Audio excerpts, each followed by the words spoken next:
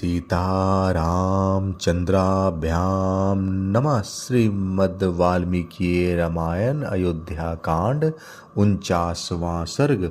ग्रामवासियों की बातें सुनते हुए श्री राम का कौशल जनपद को लांघते हुए आगे जाना और वेद श्रुति गोमती एवं सैनदिक का नदियों को पार करके सुमंत्र से कुछ कहना। उधर पुरुष सिंह श्री राम भी पिता की आज्ञा का बारंबार स्मरण करते हुए उस शेष रात्रि में ही बहुत दूर निकल गए। उसी तरह चलते चलते उनकी वह कल्याणमय रजनी भी व्यतीत हो गई। सवेरा होने पर मंगलमय संध्योपासना करके वे विभिन्न जनपदों को लांघते हुए चल दिए। जिनकी सीमा के पास की भूमि जोत दी गई थी, उन ग्रामों तथा फूलों से सुशोभित वनों को देखते हुए वे उन उत्तम घोड़ों द्वारा शीघ्रता पूर्वक आगे बढ़ते जा रहे थे। तथापि सुंदर दृश्यों के देखने में तन्मय रहने के कारण उन्हें उस रथ की गति धीमी सी ही जान पड़ती थी। मार्ग में जो बड़े और छोटे गांव मिलते थे, उनमें निवास करने वाले मनुष्यों की निम्नांकित बातें उनके कानों में पड़ रही थी। अहो, काम के वश में पड़े हुए राजा दशरथ को धिक्कार है। हाय हाय, पापशीला पाप शक्त क्रूर ए तथा धर्म मर्यादा का त्याग करने वाली कैकेयी को तो दया छू भी नहीं गई है। वह क्रूर अब निष्ठुर कर्म में ही लगी रहती है। जिसने महाराज के ऐसे धर्मात्मा महाज्ञानी दयालु और जितेंद्रिय पुत्र को वनवास के लिए घर से निकलवा दिया है। जनक नंदिनी महाभागा सीता जो सदा सुखों में ही रत रहती थी, अब वनवास के दुख कैसे भोग सकेंगी। अहो, क्या राजा दशरथ अपने पुत्र के प्रति इतने स्नेहिन हो गए, जो प्रजाओं के प्रति कोई अपराध न करने वाले श्री रामचंद्र जी का यहाँ परित्याग कर देना चाहते हैं।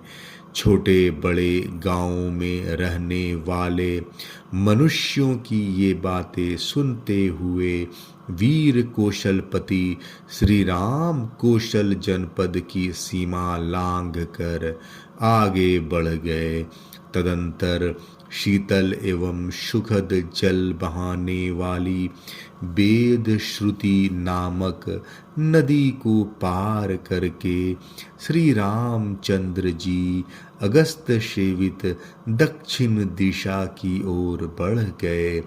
दीर्घ काल तक चलकर उन्होंने समुद्रगामिनी गोमती नदी को पार किया, जो शीतल जल का स्रोत बहाती थी। उसके कछार में बहुत सी गांवें विचरती थी। शीघ्रगामी घोड़ों द्वारा गोमती नदी को लांघ करके श्री रघुनाथ जी ने मोरों और हंसों के कलरवों से व्याप्त सैनदिका नामक नदी को भी पार किया। वहां जाकर श्री राम ने धन धान से संपन्न और अनेक आमंतर जनपदों से घिरी हुई भूमि का सीता को दर्शन कराया, जिसे पूर्व काल में राजा मनु ने इक्ष्वाकु को दिया था।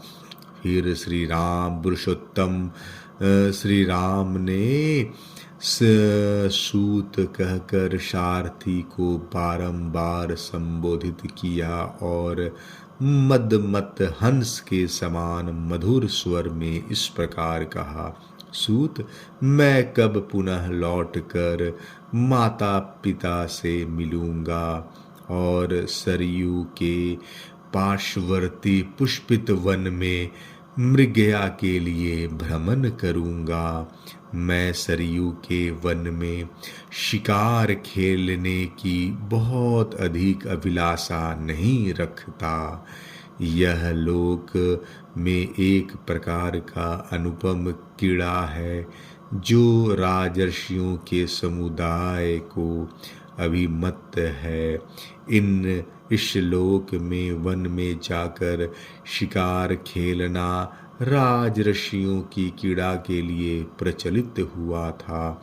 अतः मनुपुत्रों द्वारा उस समय की गई यह कीड़ा अन्य धनुधरों को भी अविष्ट हुई।